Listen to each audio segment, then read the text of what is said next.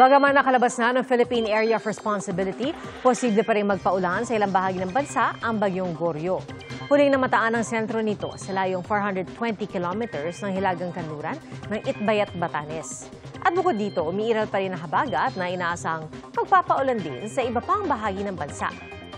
Base sa datos ng Metro Weather, makararanas ng kalat-kalat na pagulan bukas na umaga ang ilang bahagi ng Cagayan Valley, Palawan at ilang lugar pa sa Mindanao.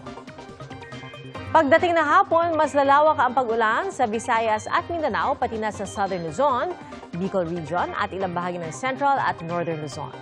Dito sa Metro Manila, may chance rin ng thunderstorm sa hapon o gabi. Mga kapuso, maging una sa saksi. Mag-subscribe sa GMA Integrated News sa YouTube para sa iba't ibang balita.